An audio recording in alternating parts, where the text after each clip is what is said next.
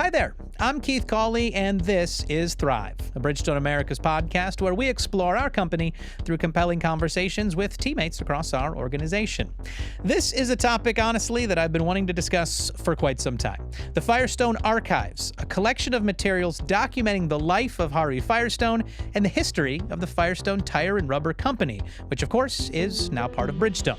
More than 120 years of history that is directly linked to American history here in the United States, from presidents to titans of industry to Mario Andretti.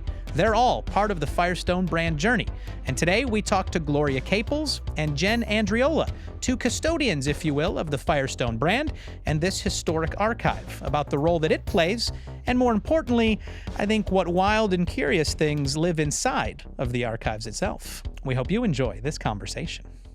Well, we are joined in studio today by two women who are going to take us on a walk through history. I am very excited. This is a topic that I have a lot of interest and curiosity about. I think some of our listeners may as well. But we're going to dive into the Firestone Archives. Maybe not literally. Jen has done that literally, just dove into the Firestone Archives, but also really just learn about the value of the archives, what it represents for the history of some of our company, and what we're doing with it today. But across from me at the table is Gloria Caples. She is the Firestone brand manager with us here at Bridgestone Americas. Gloria, thanks for jumping in studio here. Thank you for having me, Keith. Yeah. And then in the middle of us is Jen Andreola. Jen, you are the lead archivist with History Factory, but your title also includes a description and metadata services. Yes, that's correct. That is correct. We can learn more about that as well.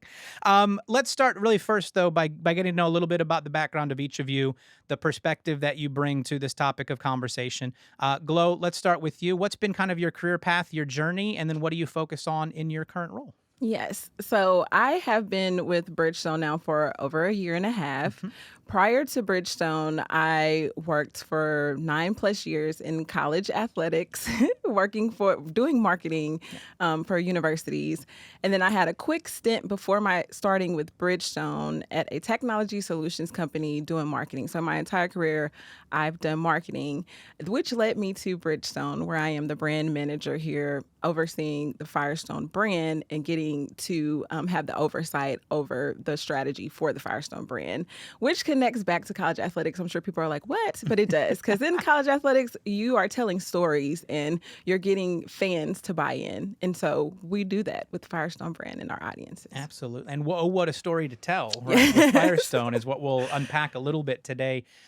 Jen, we will hear, has been unpacking a lot of I'm going to be using a lot of the verbs and the words in both physical and or literal and non-literal senses here.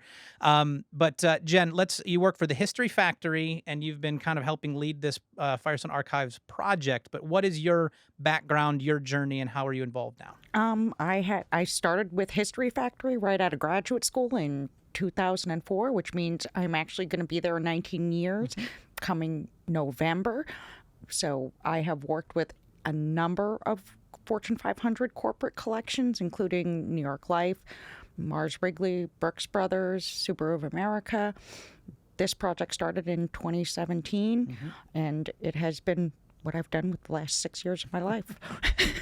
6 years to cover back 130 years at this, or 123 years at this point. I got ahead of myself. That is correct. Back to 1900 with the Firestone brand. I have curiosities. How did you discover, I guess, that you could be an archivist, like that this is a career path for you? And I guess what has been that interest that led you to that? I did want to be a doctor or a vet. Unfortunately, I can't do math. So same. That's why I'm in communications. All right, we're just words over here. So we changed our major to history. Then I went and got a graduate degree. Did want to get a PhD and realized, whoa, that is a lot of money. Took some classes in archiving while I was getting my master's degree. Found a company in Northern Virginia area called History Factory. Started working there. The plan was only to work at History Factory a couple years, then go get a PhD, and now it's 20 years later.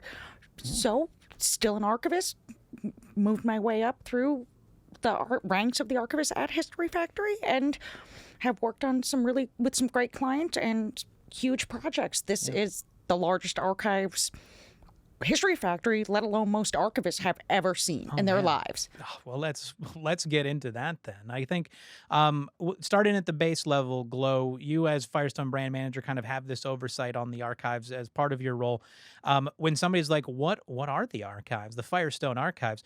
Is it something that's always been? I mean, Jen mentioned she's been working on it since 2017, but this stuff dates back a lot farther. What's, I guess, the history of the archives? Yeah, so the history of the archive is documentation of the Firestone Archive started in the 1800s. So to be specific, more than see, my math is already bad. This is why we don't do math. Yes. So to be specific, it was 1897 is the year that the first documentation of the archive began. My math says 274 years. Perfect. Let's move on. And so in 1943 is when the first archivist was hired, William Overman, by Harvey Firestone Jr., because Harvey found that the archive would be important to the longevity of the company and being able to document history. In case anything ever happened, they could always go back and see what went well, what went wrong, and how we can improve moving forward. Mm-hmm. And I guess through that time, and I guess what you see now, what role, it seems like that's amazing that the family had the foresight to say we should start documenting this because it has value. What role has it served, and maybe does it continue to serve for the company? Yes. So the Firestone Archive preserves and champions the legacy of the Firestone brand. And it also serves as an invaluable resource to Bridgestone Americas. And it does that by enriching and informing the work that we do day to day, as well as reinforcing new business strategies that we are doing in the company. And also, it helps us to highlight key milestones for the brand that we get to recognize. And I'll talk about that a little bit more later in the podcast. We will uncover. That's what we call in the business a tease right there ahead. We will get to that right after we start uncovering all 8,732,000 pieces that Jen has documented in her metadata at this point. But I am curious. So, Jen, you said you've worked on some other Fortune 500 companies, but this is by far the largest one that you've worked on, and compared to many out there. When you see these types of projects, how do most companies approach them? It seems like Firestone was forward thinking on this. How do you talk to companies about the value as well, like as Glo just said?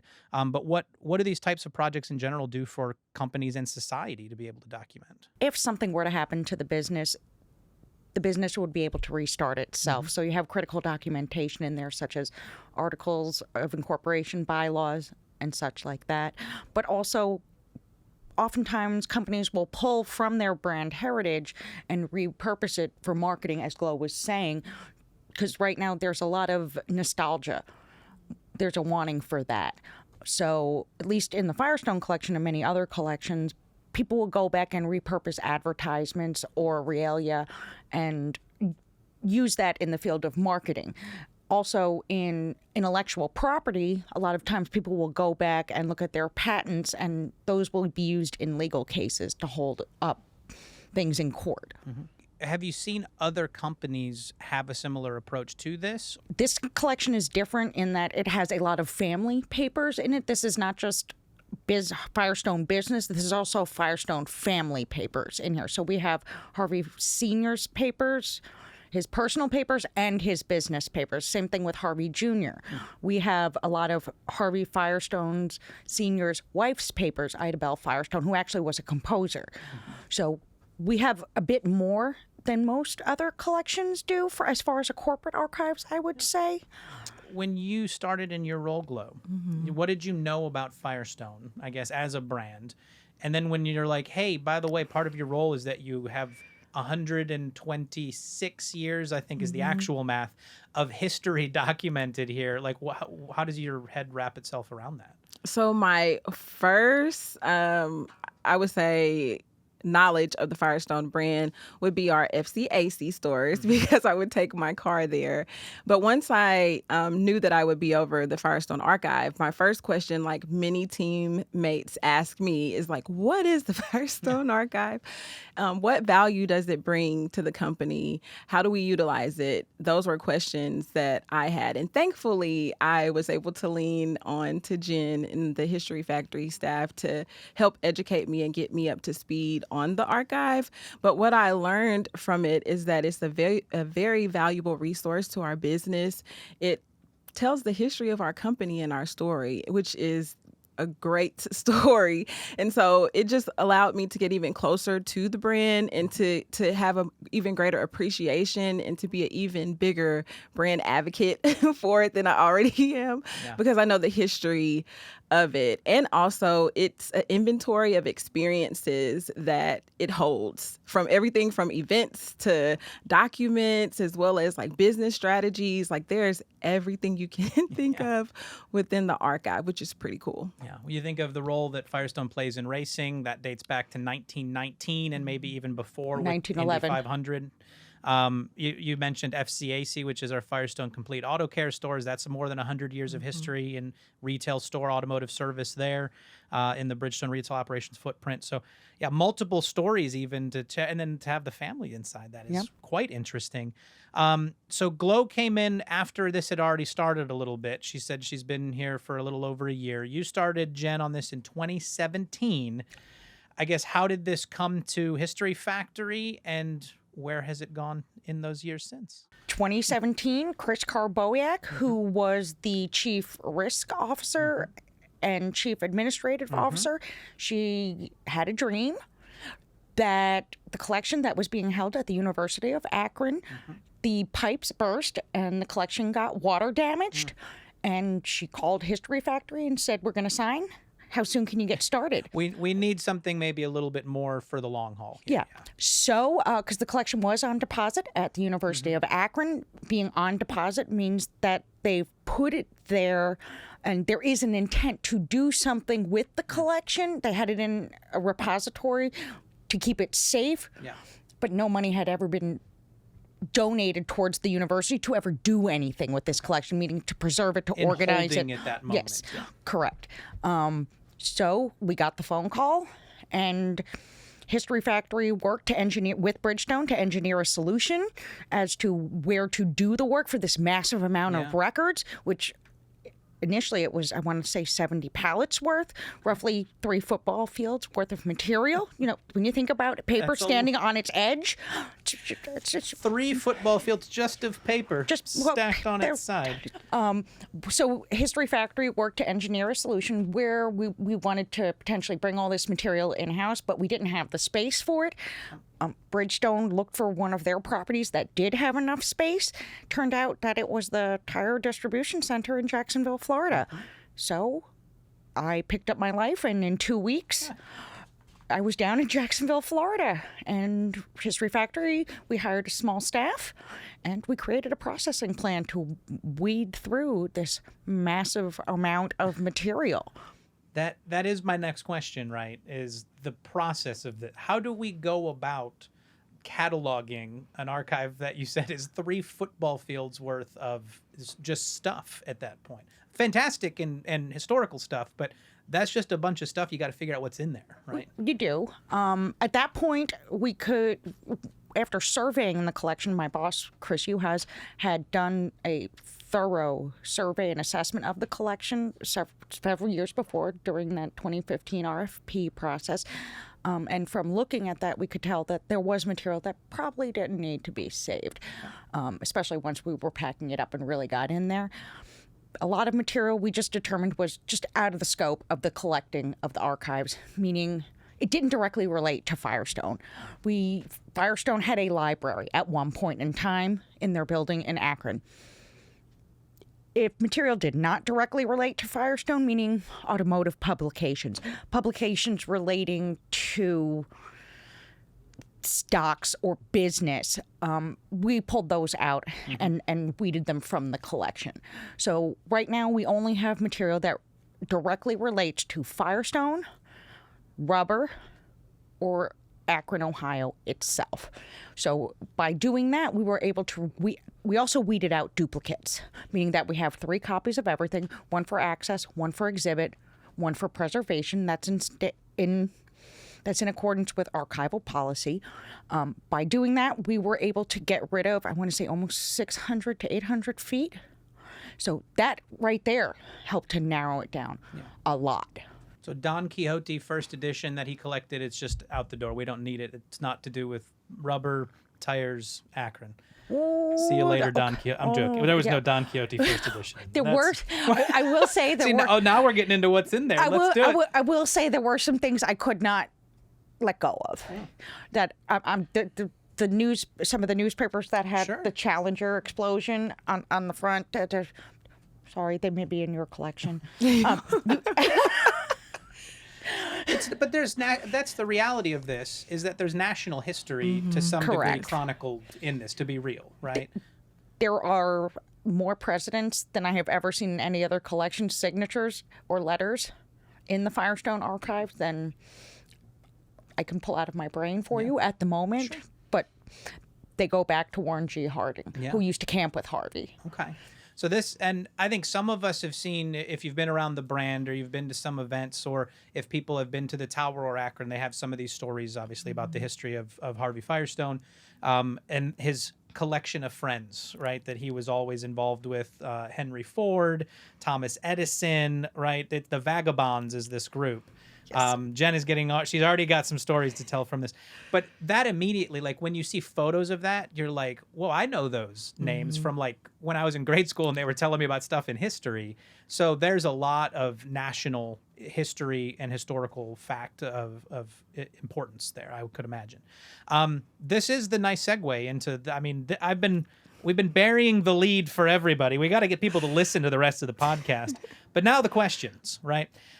What have we uncovered in here? What are the cool... Let's go to you. We'll let Jen stew on this for a moment. Glo, as you've learned about what's in the archive, what are some of the coolest, the weirdest, like I never would have thought of that have come across your desk in what you have found in there? So the coolest for me is, you already touched on it a little bit, is the Vagabond trips, which was the high-level glamping. They're like inventors of glamping, right? Yes, they really are. That Harvey Firestone, Thomas Edison, Henry Ford, and John Burroughs, for a small stint, did together during their summer trips, which were pretty elaborate, to say the least. That's a nice way of putting it. Yes. But really cool to see, like you said, people that you read about in history, and to be very intimate into like the stories of what went on during those trips, and journals that they wrote when they were on them, and photos of things that they did and how elaborate this was. Because like we think we glamp, but no. No, they had a chef, they had a kitchen tent, they had a cameraman, they had a photographer, they had full silverware, they had tables with white linens. Henry Ford and Edison would have oat cradling contests or wood chopping contests. Well, now that's a mix of glamping and outdoor adventure right there. Let's tie it all in a bow. We have pictures of Harvey and Henry Ford in button-down shirts. Just lumberjacking. Absolutely. I love it. We'll tie it all. I've heard a little bit about the glamping. I had familiarity from the 100th running of the Indy 500. We did celebrating the history of the brand, and it was in association with these other milestones that we'd had with the archives. But they did brought media and influencers out at the or the center field of the infield, of the Indianapolis Motor Speedway, and recreated this glamping experience from back in the day that I think the archives were obviously heavily involved in creating. But just, untapped, unimaginable things that you have access to from the thoughts of these men who did all that together. It's crazy. We have documentation of it. And one other thing that is really cool related to that people I don't think know is that Ford, Edison, and Firestone would actually privately publish a yearbook every year and write captions and pictures and privately print it and give it to their friends. And it's like just how many people are featured? It's like just that group of 4 it's guys? just them. Yeah, it's the pictures that their photographers took. And we have the correspondence going back and forth between all 3 of them saying what they want the caption to say and what it should not say. Do you have the versions signed by everybody at the end of each year? Absolutely. That says, never change, stay cool over the summer, we'll see you in the fall? They're very, very nice to each other. Obviously, it's letter writing is a lost art. Oh, sure, of course. Yes. But, they're very much... Edison seems to have been the off one. We'll put it nicely that way. But, yeah, they printed these. I know we have them in the archives from at least 1918 to 1924. And I know we have some of them digitized on AEM, as well as some of the letters where they're going back and forth debating what the caption should say for a particular picture. Gotcha. And AEM, we'd just like to explain acronyms for people. That's like our digital asset management system, right? It's the acronym for that, where we store all these digital files, yes. Any other, before we let Jen just really go here, Glo, do you have any other fun pieces that I you've do come have across? another one. Jen knows where I'm going with this one. But the weirdest thing to me in the archive is Thomas Edison's last breath. How many pallets did that take? Well, what are we talking about here? Yes. So Hold on. Thomas Edison's last breath. Yes. Is it's not even it's in the archive. I'm going to stop talking. Glo, go ahead. Sorry. Yes. So Jen will chime in to add a little bit more context. But we have I guess it's like a sample of one of his last breaths. So his son gathered like 8 tubes of his last breath. So this is a test tube. Yes. Is the object. Yes. Yes, just a vial. Okay. That is then sealed, and we have one of the 8 within the archive. Yeah.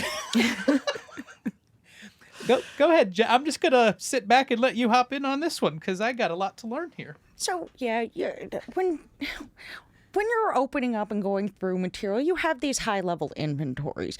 But with a collection this size, yes, we're looking at them, but we're also continuously opening things. We're like, that's interesting. Sure. So yeah, we get to this one box and we start to open it up. It's in a shoebox and it says for Harvey Firestone only. And there's like a little handwriting on it that says Thomas Edison's last breath. Me and my colleagues are like, That's just got to be bad handwriting. That can't be what that means. this seems weird. So, I alert my boss, Chris. We're gonna wait for you. That's one you raise the alarm on a little That bit, is right? actually. This is one we're gonna wait for you to come down here and open. So do some research into it. Turns out when Thomas Edison was dying, Henry Ford asked his son Charles to do him a favor. Henry Ford was a bit of an occultist, and he believed that the soul exited the body when the person died through breath. So there were 8 test tubes in the room when Thomas Edison passed away, and Charles sealed them with paraffin wax after Edison died. So Makes it. Okay. last breath. So there were 8 of them. One is at the Henry Ford on display. Okay. Not sure where the other 6 are, but apparently there's one in the Firestone Archives. In Jacksonville, Florida, right? Correct. Okay. Well, it's in Akron, Ohio now. Oh, okay. But yeah, and it was in a Brooks Brothers box, and it said for Harvey Firestone only. And on a trip down, when Chris came to do a check-in, we had him open it because I'm not opening that. I'm sorry. Yeah. And Feels a little delicate. so he opens it up, and it's just the test tube. It's a vial, and it's so. Okay, so Glo has given us the Vagabonds, the diaries, the correspondence of the extreme glamping of some classy lads. Yes. And also has provided us that the weirdest is Thomas Edison's last breath in a vial. If that's her weird, we're going to you, Jen. What's on your list of what you've come across over here? So I do go to the Gum Dippers reunion yearly. And let me, for those who are not aware, so our retirees, right, are the Gum Dippers, and they meet annually each year. But they're a collective group of people who used to work for the company that now keep very close tabs with each other in connectivity. Yes. Yes. And once they realized who I was, who is this person who's showing up at a retiree reunion who's clearly not a retiree? Oh, she's the archivist. Oh, okay. Now we know who she is. Perfect. Bob Johnson, who was a former engineer, he donated tire treads from Abe Jenkinson that were used on the Bonneville salt flats. Oh, wow. And those are just amazing. So this is one of my other questions we can get to. Like, the archives are what there was there when you found it, but there's other things that exist that will be added to the archives. So, okay, let's get there. So those are actually something that we brought to the Indy 500 brand, Firestone brand. GMSC meetings are global. Yes. Global marketing meetings. So that was fantastic. Another thing that I brought that I just couldn't, now that they run the Indy 500 on Waiuli tires, Edison also had a botanical garden in Florida, and Ford and Firestone actually funded that garden because Edison was also looking for a sustainable source of rubber in the United States. He was growing goldenrod, but he was also growing Waiuli. Aha.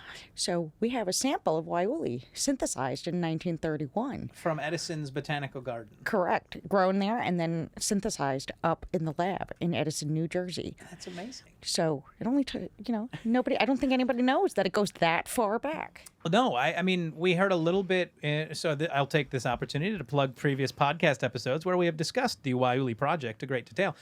No, but we discussed that there are decades of historical United States government research in that plant as well that we build off to move it forward. But yeah, that's extremely far back. Yeah. At that meeting, I also brought not just a sample in a tube, but a piece that was still pliable, which was also really awesome. Yeah, we can call these things what they are. These are really cool things. Yeah. I mean, there are other. The Harvey head is weird. So wait, look, and for everybody at home, there are large busts like normal size head busts, bigger out of stone, bigger than normal size and stone bronze. busts. But bronze. I have a bronze one. I don't know that I've seen the bronze one. Mine was like it was a white, unfinished. I act like I have a Harvey's. Right that's next not to you. what I have. No, I was in the office one day. Someone was actually Chelsea Smith, who worked on the archives before Glow did, sat next to me at the office. And I was there one day and somebody said, "Is that where Chelsea Smith sits?" And I said, "Yes." And they said, "Great, thanks." And they went around the corner and then they just brought a bust of Harvey Firestone's head and set it on the desk next to me and said, "Just make sure she gets this." And I went, "Okay."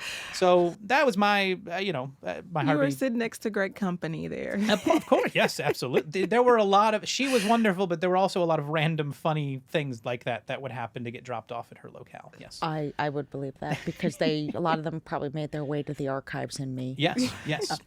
Another one is, so for a very short period in time, maybe the late 40s, early 50s, Firestone also made airplanes and helicopters. Okay. There is maybe an 8-page manual to teach yourself how to fly. Seems like a short manual. Seems like not something you should also be doing without I instruction. don't think it would be approved today.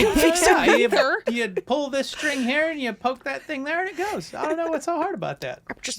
That was just another thing. Like, this doesn't seem okay. The confidence, though, is fantastic. There are other great things that I think are awesome with Harvey's glasses, which you have to think are awesome. He had great style, I must say. He did. Yeah. And then his driving goggles, which I also brought with me to Indy. Oh, I was like, you have them here right now? What are we doing? that would be We should burying have the show lead, and tell. by the way. Yes. No. Yeah. Driving goggles, great glasses. Yes, indeed. And I mean, you mentioned it here. You were at a Gum Dippers. Somebody brought you something that they had found. I know we have a couple of things that are at the the tower and how they're displayed in the new building, that you uncover these at stores or at plants where they're found in rooms. The idea that the archives is a living thing, it's never complete. Correct. How, I guess, are there things out there that we're like, hey, we know these exist and maybe one day we'll find them? Or how do you approach just knowing that it'll never be a finished thing? Yeah, I would say it's never a finished thing. One thing is I am going to Gum Dippers next month. Hopefully somebody will bring some unknown, except What we don't want goodies? the tire ashtrays. Please don't bring me tire ashtrays. No more. We got enough. We've got our 3 copies, one for display, one for posterity.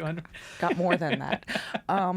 Yeah, no, right now we kind of collect stuff organically. It just seems to show up that somebody reaches out to either Glow or myself, saying, hey, we have this item, would you like a copy of it? Or and we'll say yay or nay. In the future, we would love to write an acquisition policy, to write some guidelines about what we should and should not accept, kind of like what I just said. We're done. We've met our limit on our quota on these things. Correct. I would also Understand. say that we get teammates who are abroad, and they'll let us know of different Firestone items that they have seen. Because recently we had a team member that was in Spain and took a picture of a Firestone poster that we do not have in the archive, and so we're now looking into seeing how we can get either that or a copy of that into the archive. So a lot of times it's teammates or retirees who reach out to us about either things that they have that they would like to give back to us, or things that they've seen while they were out and about and think it would be great for the archive to have. Yeah. Well, look no further for the Firestone guitar that is hanging here in the studio. It is kept very safe and sound. We keep a that close is eye cool. on that. But that was commissioned, I think, in 2019-ish, official tire of country music. A lot of that activity that we did a few years ago, but custom built here in Nashville, and it's a nice asset for us here in the studio. So when you need that, you let us know. But if it goes into your catalog, this is its current locale. Is it 68 degrees in here, 45% humidity? Yes. Everybody behind the scenes is shaking their head yes in a very non-confident way. But yes, it is exactly that. Moving on. Anyway. No, but I think one of the other questions we often get when people find out about the Firestone Archives is there a Bridgestone archive, right? And I think there are different things, but I guess, Glow, what is your awareness? Obviously, this is not out of the Americas. It would be out of Japan. But what is, I guess, the history keeping process for Bridgestone in Japan? Yes, so we do have a Bridgestone archive. I do not know the status of where it is as of today, but I do know that our teammates in BSJ are currently working on it and getting it to a position to where the Firestone archive is. We also here in the Americas, as we say, we do have some artifacts that are a part of the Bridgestone archive. And so on AEM, there will be access to the Bridgestone archive that we have access to, but it does not have like all of the resources that BSJ have. We hope to one day have it where it does, but we don't currently. Yeah, and certainly they do. I mean, that the history of Bridgestone in the country in Japan is obviously very deep, similar to the Americana kind of aspect of what Firestone is here in the United States.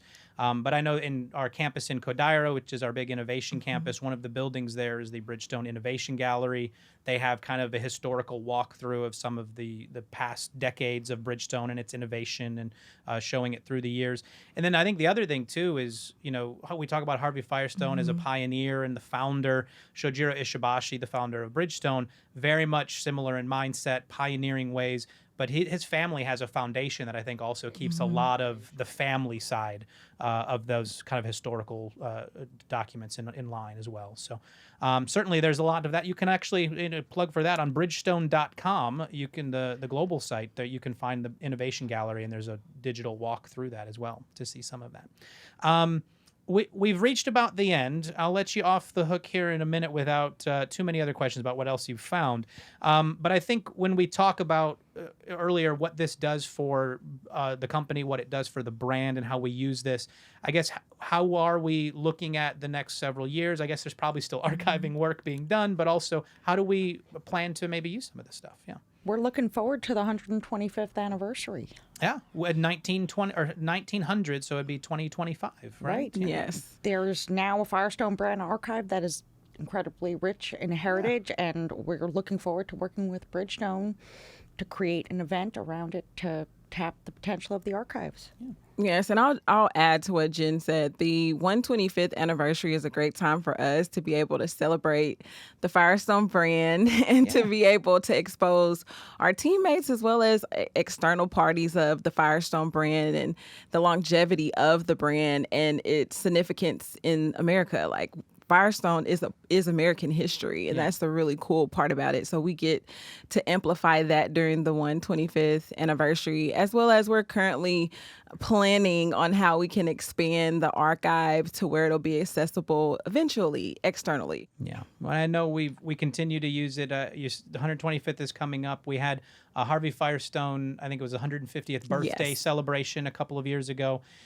We made this entire conversation happen without mentioning Mario Andretti once. He's a big part of Firestone history. He's in there a couple of times, and I know we had items to celebrate the 50th anniversary of his Indy 500 win 2 years ago. We absolutely pulled items from the archive. Even some of his correspondence is in there. His photographs are in there. Yeah. There was the life size. I guess it was his uniform or the suit he wore and his helmet, but we had it life size, all 4'8" of it. But no, I love you, Mario. You're taller than 4'8", I promise. But that was part of the display. But yeah, great, cool stuff like that as well for all the racing fans. All lives within the archives. And I will say, he had a dealership. Yes. For Mario Andretti, is that a part of the archive too is that we do oral history interviews. Yes. And he is one of the people that we have done an oral history interview with, which is really cool to hear his take on the Firestone brand and the importance it played in his career, as well as him going through different items within the archive and seeing his younger self. That. So it's like really cool to see that as well.